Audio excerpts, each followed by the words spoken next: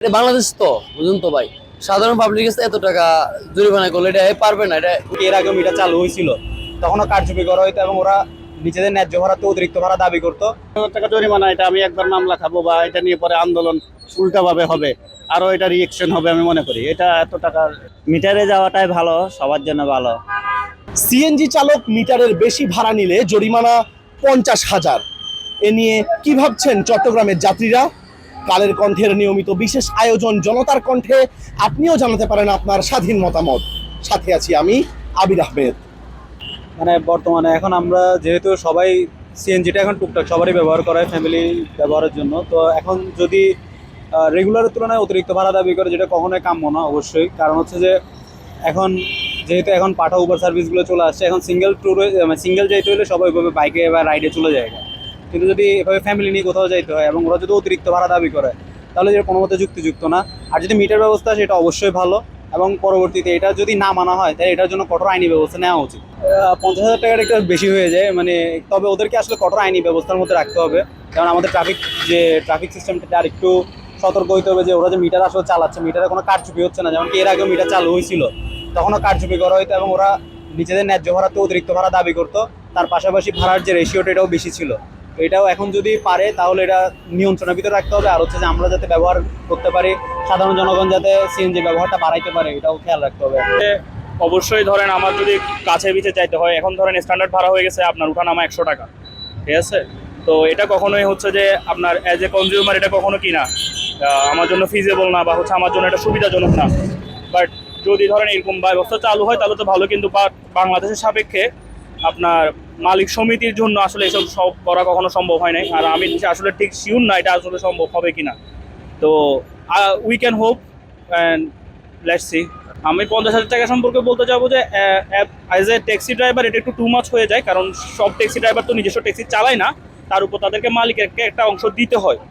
সুতরাং সে সাপেক্ষে আমার মতো হচ্ছে যে এটা একটু বেশি হয়ে যায়। আমার মতো হচ্ছে যে মানে 50,000 টাকা না হলে 10,000 টাকা বা হচ্ছে 5,000 টাকা এটা, এবং এটা এমন করা উচিত যে ট্রাফিক পুলিশ জিনিসটা মেনটেন করতে পারে। ট্রাফিক পুলিশ মানে এমন না যে আমাকে ওই ট্যাক্সিটা নিয়ে থানা যেতে হবে বা ওইটাকে ভিডিও করতে হবে, তারপর আমি এটাকে জমা দিব, তারপর ওরা আবার বাইর করবে না। আমার থেকে যদি আপনি যদি এত বড় একটা অ্যামাউন্ট দেন তাহলে সেটা কখনোই কার্যকর হবে না। ইন জেনারেল আমাকে এমন একটা অ্যামাউন্ট সেট করতে হবে যেটা অন দ্য স্পট আমি এটা কি করতে পারি, জিনিসটাকে প্রসেস করতে পারি। যেমন আমাদের ক্ষেত্রে যেটা হয় যে আপনার এই রুলস ভঙ্গ করলে বা লাইন চেঞ্জ করলে বা যেটা হচ্ছিল, যেটা পুলিশে ধরে, ঠিক আছে, সেরকম একটা বিষয় করা যেতে পারে। বাট 50,000 টাকা ইজ টু মাচ মানে from a taxi driver perspective. এই জিনিসটাকে দেখতেছি আমি আসলে, মানে আইন যদি আসলে খুব স্ট্রং হয়, সেটা যদি আইনের প্রয়োগ হয় তাহলে অবশ্যই জনগণের জন্য সেটা ভালো হবে। এখানে সিএনজির একটা সিন্ডিকেট আছে, যেটা মালিক পক্ষ অনেক টাকা ভাড়া জমা নেয়, যার কারণে ওরা মিটারে চলতে চাচ্ছে না এবং মিটারে চলেও না। তো এটা আমি মনে করি যদি প্রয়োগ হয় এটা জনগণের জন্য খুবই ভালো হবে, খুবই উপকারী হবে। যেখানে যেই ন্যায্য ভাড়া মিটারে নিবে এবং আলটিমেটলি মালিক পক্ষ এটা জমা কমিয়ে নিবে, জনগণের উপকার হবে। 50,000 টাকা জরিমানা, এটা আসলে জরিমানাটা একটু বেশি হচ্ছে আমার মনে হচ্ছে। কারণ এখানে তো যে সম্পৃক্ততা হচ্ছে মালিক পক্ষের যে জমাটা, এটা আসলে চলে আসতেছে। জমা যেহেতু বেশি, এই জন্যই কিন্তু ওরা এইরকম করতেছে।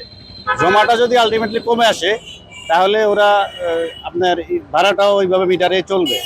তবে জরিমানাটা একটু বেশি মনে হচ্ছে। কারাদণ্ডটা ঠিক আছে, কারাদণ্ডটা 6 মাসের, যেটা ঠিক আছে। জরিমানা আরেকটু কমিয়ে নেওয়া উচিত। এত টাকা জরিমানা এটা ঠিক না।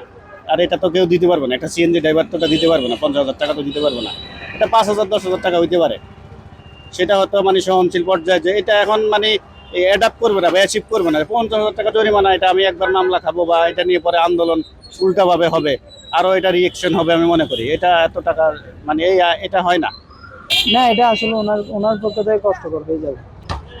কারণ উনিও তো আমাদের মতো পেটে পথে চলার একজন মানুষ, একজন শ্রমিক মানুষ, মানে দিন মজুরি কাজ করে, সকাল থেকে সিএনজি নিয়ে বাইর হয়, আবার এদিকে আপনার রাত্রে সিএনজি নিয়ে বাসায় ফিরে। এর মধ্যে যদি তারা 50,000 টাকা জরিমানা করা হয়, তারও তো একটা ফ্যামিলি থাকে, তার ফ্যামিলি কি হবে? আর আমাদের এটা তো বাংলাদেশ, ধরেন অন্য কান্ট্রিতে মানে আপনার একটা মানে এরকম সুযোগ সুবিধা আছে, কিন্তু এখানে তো এ ধরনের কোনো ধরনের এখন মানে রাস্তার মধ্যে ট্রাফিক জ্যাম হয়ে যায়, অনেক অনেক ধরনের এরকম আছে। কিন্তু অন্যান্য বাইরের দেশে তো এগুলো নাই, বিধায় এই কারণগুলো মানে আইনগুলো করতে পারতেছি। কিন্তু এখানে তো এগুলো সম্ভব না। এগুলো করলে ধরেন তার একটা পরিবার আছে, তার পরিবারকে সামলাবে। এটা বাংলাদেশ তো, বুঝুন তো ভাই, সাধারণ পাবলিক কাছে এত টাকা জরিমানা করলে এটা পারবে না, এটা উঠতে পারবে না, এটা জন্য প্রেশার হয়ে যাবে এর জন্য। সাধারণ সিএনজি ড্রাইভারদের জন্য এটা একটা বিরাট হয়ে দাঁড়াবে। 50,000 টাকা একদম সাধারণ মানুষ সিএনজি ড্রাইভার সে কোথা থেকে দিবে? কারণ এগুলা সিএনজি যারা চালা তারা মধ্যম পরিবার এবং নিচু পরিবার, তাদেরকে 50,000 টাকা এটা আমার মনে হয় এটা ঠিক হয় নাই। কারণ এটা জনগণ এটা দেখতে হবে। আমি বলবো যে আরো হয়তো কমাই দেয়, মিটার চলক গাড়ি, কিন্তু 50,000 টাকা জরিমানা এটা সম্ভব না। জরিমানাটা যুক্তি যে এত টাকা জরিমানা করা একটা যুক্তি না, মানে ওদেরকে একটা মামলা দেওয়া যায়, নালে সামান্য কিছু জরিমানা করা যায় এরকম। তবে মিটারে যাওয়াটাই ভালো, সবার জন্য ভালো, প্যাসেঞ্জারের জন্য ভালো আর ড্রাইভারের জন্য ভালো। 50,000 টাকা জরিমানাটা বেশি হয়ে যায়, কারণ একটা ড্রাইভারের তো 50,000 টাকা জরিমানা দিতে পারবে না। ও না সাময়িক কত দিয়ে 1,000 টাকা এরকম জরিমানা দিতে পারে। 50,000 টাকা জরিমানা দিতে পারলে তো সে গাড়ির মালিকই হয়ে যেত, ড্রাইভারের তো। একজন সিএনজি ড্রাইভারের পক্ষে 50,000 টাকা দেওয়া আসলে সম্ভব না।